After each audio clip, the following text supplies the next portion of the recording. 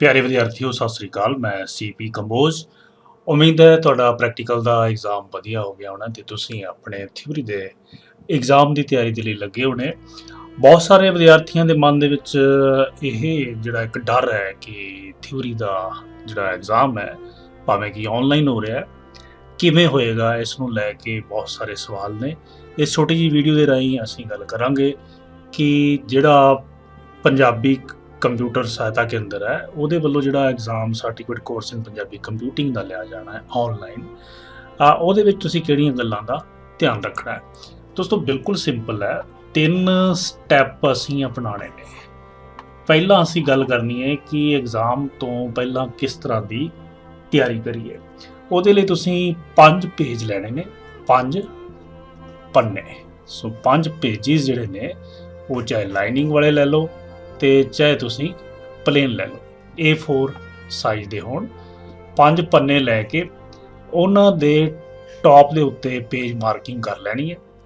1 2 3 ਤੋਂ ਲੈ ਕੇ 5 ਤੱਕ ਜਿਹੜਾ ਹੈ ਉਹ ਪੇਜ ਮਾਰਕਿੰਗ ਕਰ ਲੈਣੀ ਹੈ।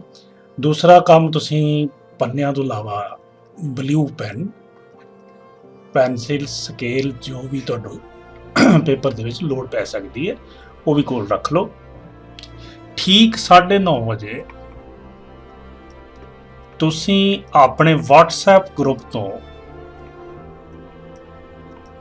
ਜਿਹੜਾ ਪੇਪਰ ਹੈ, ਕੁਐਸਚਨ ਪੇਪਰ ਹੈ, ਉਸ ਨੂੰ ਡਾਊਨਲੋਡ ਕਰ ਲੈਣਾ। ਡਾਊਨਲੋਡ ਕਰਕੇ ਮੋਬਾਈਲ ਦੇ ਵਿੱਚ ਆਪਣੇ ਕੋਲ ਰੱਖ ਲਓ ਔਰ ਸੋਲਵ ਕਰਨਾ ਸ਼ੁਰੂ ਕਰ ਦਿਓ। ਪਰ ਪੇਪਰ ਦੇ ਪਹਿਲੇ ਪੰਨੇ ਦੇ ਉੱਤੇ ਤੁਸੀਂ ਕੋਈ ਜਾਣਕਾਰੀ ਲਿਖਣੀ ਹੈ, ਉਹ ਵੀ ਤੁਹਾਨੂੰ ਮੈਂ ਦਿਖਾ ਦਾਂਗਾ ਬਾਅਦ ਵਿੱਚ ਕਿ ਕੀ ਕੁਝ ਲਿਖਣਾ ਹੈ। ਤੇ ਆਨਸਰ ਸ਼ੀਟ ਜਿਹੜੀ ਤੁਹਾਡੀ ਪੇਪਰ ਦੀ ਹੈ ਉਸ ਦੀਆਂ ਫੋਟੋਆਂ ਖਿੱਚ ਕੇ ਕੈਮ ਸਕੈਨਰ ਦੇ ਰਾਹੀਂ ਜਾਂ ਹੋਰ ਕਿਸੇ ਐਪ ਦੇ ਰਾਹੀਂ ਫੋਟੋਆਂ ਖਿੱਚ ਕੇ ਉਹਦੀ PDF ਬਣਾ ਕੇ ਤੁਸੀਂ ਅਪਲੋਡ ਕਰਨੀ ਹੈ।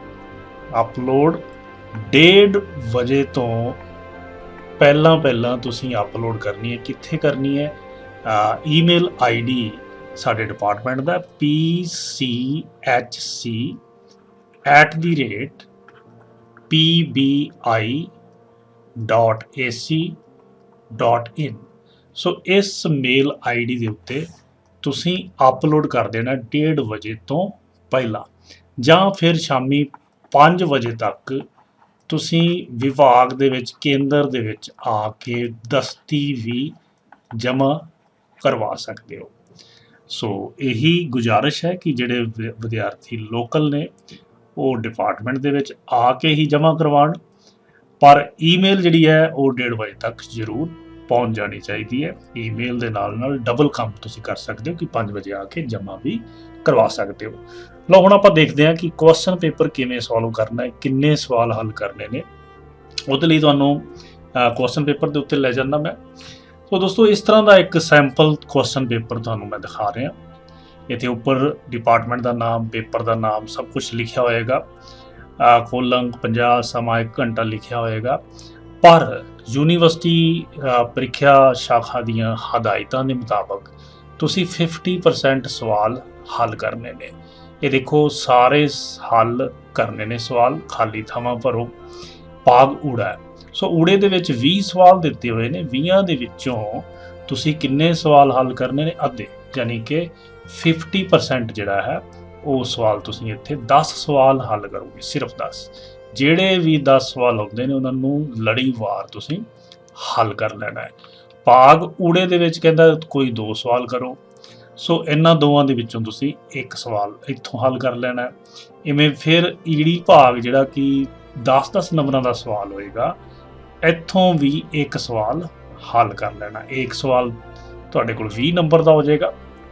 ਜਿੱਥੇ 2 ਕਰਨੇ ਸੀ ਉੱਥੇ ਸੋਲਵ ਤੁਹਾਡੇ ਤੋਂ 1 ਸਵਾਲ ਕਰਵਾਇਆ ਜਾ ਰਿਹਾ, ਪਰ ਉਹਦੀ ਜਿਹੜੀ ਵੇਟੇਜ ਹੋਏਗੀ ਉਹ ਡਬਲ ਹੋਏਗੀ। ਜਿਹੜੇ ਟੋਟਲ ਅੰਕ ਹੋਣਗੇ ਉਹ 20 ਹੀ ਹੋਣਗੇ, ਯਾਨੀ ਕਿ 20 ਅੰਕ ਜਿਹੜੇ 2 ਸਵਾਲਾਂ ਨੂੰ ਦੇਣੇ ਸੀਗੇ ਉਹ 1 ਨੂੰ ਮਿਲ ਜਾਣਗੇ। ਇਸੇ ਤਰ੍ਹਾਂ ਜਿਹੜਾ 1 ਸਵਾਲ ਕੀਤਾ ਉਹ ਵੀ 10 ਨੰਬਰ ਦਾ। ਇਹ ਜਿਹੜੇ ਸਾਡੇ ਕੋਲ 20 ਸਵਾਲ ਹੱਲ ਕਰਨੇ ਸੀ, 20 ਨੰਬਰਾਂ ਦੇ ਸੀ, ਹੁਣ 20 ਦੀ ਥਾਂ ਤੇ ਤੁਸੀਂ ਕਰ ਰਹੇ ਹੋ 10, ਯਾਨੀ ਕਿ 1 ਸਵਾਲ ਦੇ 2-2 ਅੰਕ ਹੋ ਗਏ। ਤਾਂ ਇਹ ਅੰਕ ਕਿੰਨੇ ਹੋ ਗਏ? 20। ਸੋ ਤੁਹਾਡੇ ਕੋਲ 20 + 10 + 20 ਇਹ 50 ਨੰਬਰ ਦਾ ਤੁਹਾਡੇ ਕੋਲ ਪੇਪਰ ਹੋ ਜਾਊਗਾ। ਸੋ ਇਹ ਇਸ ਤਰ੍ਹਾਂ ਦਾ ਕੁਐਸਚਨ ਪੇਪਰ ਆਊਗਾ, ਕੋਈ ਕਨਫਿਊਜ਼ਨ ਨਹੀਂ ਹੈ, ਅੱਧੇ ਸਵਾਲ ਹੱਲ ਕਰਨੇ ਬਸ। ਔਰ ਅੱਗੇ ਮੈਂ ਤੁਹਾਨੂੰ ਦਿਖਾਉਣਾ ਕਿ ਆਨਸਰ ਸ਼ੀਟ ਕਿੱਦਾਂ ਦੀ ਲੈਣੀ, ਤੁਸੀਂ ਕੀ ਕਰਨਾ। ਇਹ ਆਨਸਰ ਸ਼ੀਟ ਹੈ। ਆਨਸਰ ਸ਼ੀਟ ਦੇ ਉਤਲੇ ਪਾਸੇ ਤੁਸੀਂ 1 2 3 ਨੰਬਰਿੰਗ ਪਹਿਲਾਂ ਹੀ ਕੀਤੀ ਹੋਈ ਹੈ। ਇਹ ਪਹਿਲੀ ਸ਼ੀਟ ਹੈ। ਪਹਿਲੀ ਸ਼ੀਟ ਦੇ ਵਿੱਚ ਤੁਸੀਂ ਇਹ ਕੁਝ ਜਾਣਕਾਰੀ ਭਰਨੀ ਹੈ। ਸਭ ਤੋਂ ਪਹਿਲਾਂ ਤੁਸੀਂ ਲਿਖਣਾ ਹੈ ਕਲਾਸ, ਔਰ ਕਲਾਸ ਸਾਡੀ ਹੈ certificate course in Punjabi computing. Roll number ਜਿਹੜਾ ਤੁਹਾਨੂੰ ਐਗਜ਼ਾਮ ਰੋਲ ਨੰਬਰ ਮਿਲਿਆ, ਜਿਹੜਾ ਪ੍ਰੈਕਟੀਕਲ ਐਗਜ਼ਾਮ ਦੇ ਵਿੱਚ ਵੀ ਤੁਸੀਂ ਪਾਇਆ ਸੀਗਾ, ਉਹ ਇੱਥੇ ਲਿਖ ਦੇਣਾ। ਪੇਪਰ, ਜਿਵੇਂ ਪਹਿਲਾ ਪੇਪਰ ਹੈ ਕੰਪਿਊਟਰ ਬਾਰੇ ਜਾਣ ਪਛਾਣ, ਇਸੇ ਤਰ੍ਹਾਂ ਦੂਜੇ ਪੇਪਰ ਦੇ ਵਿੱਚ ਤੁਸੀਂ ਪੰਜਾਬੀ ਕੰਪਿਊਟਿੰਗ ਲਿਖੋਗੇ। ਪਹਿਲਾ ਪੇਪਰ 30 ਤਰੀਕ ਨੂੰ ਹੋ ਰਿਹਾ ਤਾਂ 30 ਹੋ ਜਾਏਗੀ, ਅਗਲੇ ਪੇਪਰ ਦੀ ਤਰੀਕ ਤੁਸੀਂ ਬਦਲ ਲੈਣਾ। ਵਰਤੇ ਗਏ ਕੁੱਲ ਪੰਨੇ, ਤੁਹਾਨੂੰ ਮੈਂ ਦੱਸਿਆ ਕਿ ਪੇਪਰ ਬਹੁਤ ਛੋਟਾ ਹੈ ਤੇ 5 ਪੇਜ ਤੁਸੀਂ ਲੈਣੇ ਨੇ, 5 ਤੋਂ ਵੱਧ ਪੇਜ ਨਹੀਂ ਲੈਣੇ, ਠੀਕ ਹੈ ਜੀ। ਉਹਨਾਂ 5 ਦੇ ਵਿੱਚੋਂ ਵੀ ਜੇ ਤੁਸੀਂ ਪੇਜ 4 ਵਰਤਦੇ ਹੋ ਤਾਂ ਇੱਥੇ 4 ਲਿਖ ਲੈਣਾ, ਪਰ 5 ਤੋਂ ਵੱਧ ਗਿਣਤੀ ਨਹੀਂ ਹੋਣੀ ਚਾਹੀਦੀ।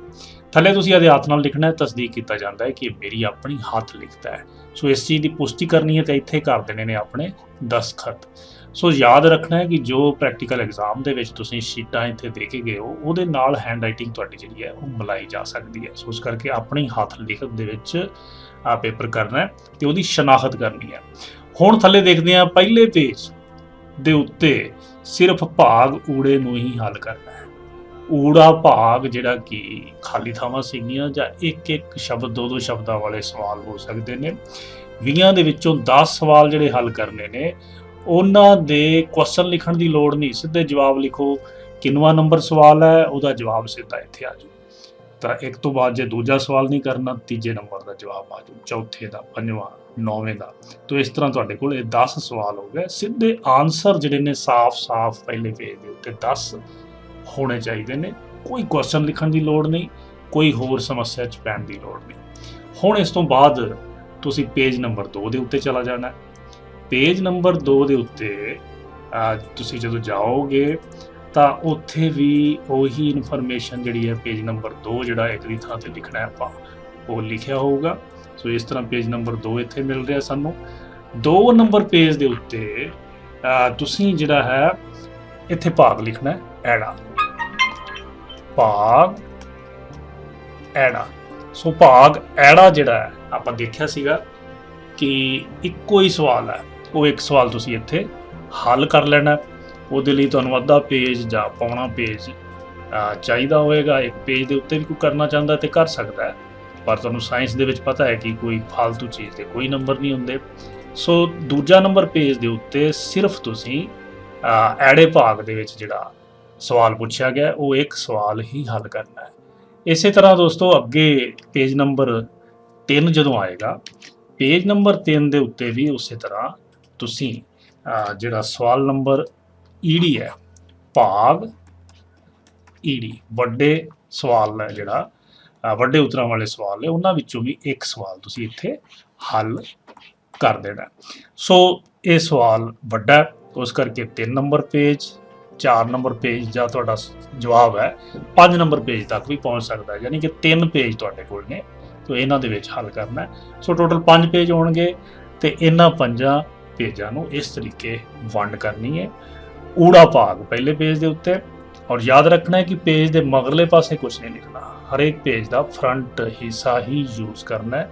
ਤੇ ਪਹਿਲੇ ਪੇਜ ਦੇ ਉੱਤੇ ਊੜਾ ਭਾਗ, ਦੂਜੇ ਪੇਜ ਦੇ ਉੱਤੇ ਅਸੀਂ ਜਿਹੜਾ ਵੀ ਨੈਕਸਟ ਪੇਜ ਹੋਏਗਾ ਮਗਰ ਨਹੀਂ ਲਿਖਣਾ, ਉਹ ਐੜਾ ਭਾਗ, ਤੇ ਤੀਜੇ ਪੇਜ ਦੇ ਉੱਤੇ ਈੜੀ ਭਾਗ ਸ਼ੁਰੂ ਕਰਾਂਗੇ।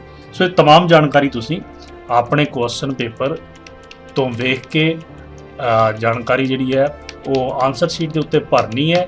ਤੇ ਜਾਣਕਾਰੀ ਭਰਨ ਤੋਂ ਬਾਅਦ ਤੁਸੀਂ ਆਪਣੇ ਕੁਐਸਚਨ ਪੇਪਰ ਨੂੰ ਇਸ ਤਰੀਕੇ ਨਾਲ ਹੱਲ ਕਰਨਾ ਹੈ। ਮੈਨੂੰ ਉਮੀਦ ਹੈ ਕਿ ਇਸ ਪੇਪਰ ਨੂੰ ਬੜੇ ਵਧੀਆ ਤਰੀਕੇ ਦੇ ਨਾਲ ਤੁਸੀਂ ਅਟੈਂਪਟ ਕਰੋਗੇ, ਵਧੀਆ ਜਿਹੜੇ ਜਵਾਬ ਲਿਖੋਗੇ, ਤੇ ਇਸ ਉਮੀਦ ਨਾਲ ਕਿ ਇਸ ਕੋਰਸ ਦੇ ਵਿੱਚ ਜੋ ਵੀ ਪ੍ਰੈਕਟੀਕਲ ਚੀਜ਼ਾਂ ਤੁਸੀਂ ਸਿੱਖੀਆਂ ਨੇ ਉਹ ਜ਼ਿੰਦਗੀ ਦੇ ਵਿੱਚ ਅਪਣਾਓਗੇ, ਪ੍ਰੈਕਟੀਕਲ ਦੇ ਨਾਲ ਲਗਾਤਾਰ ਜੁੜੇ ਰਹੋਗੇ। ਕੋਈ ਵੀ ਸਮੱਸਿਆ ਹੁੰਦੀ ਹੈ ਤਾਂ ਸੈਂਟਰ ਦੇ ਅਲੱਗ-ਅਲੱਗ ਤਰੀਕੇ ਨੇ, ਉਹਨਾਂ ਦੇ ਨਾਲ ਜੁੜ ਕੇ ਆਪਣੀ ਸਮੱਸਿਆ ਨੂੰ ਹੱਲ ਕਰਦੇ ਰਹੋਗੇ, ਕਿਉਂਕਿ ਜ਼ਿੰਦਗੀ ਦੇ ਵਿੱਚ ਜੇ ਕਾਮਯਾਬ ਹੋਣਾ ਹੈ ਤੇ ਇਸ ਪ੍ਰੈਕਟੀਕਲ ਵਿਸ਼ੇ ਨੂੰ ਤੁਹਾਨੂੰ ਹਮੇਸ਼ਾ ਯਾਦ ਰੱਖਣਾ ਪਏਗਾ। ਇੱਕ ਵਾਰ ਫਿਰ ਸ਼ੁਭ ਦੁਆਵਾਂ ਦੇ ਨਾਲ CP ਕੰਬੋਜ, ਮਨਿੰਦਰ ਸਿੰਘ, ਸਤਿ ਸ੍ਰੀ ਅਕਾਲ।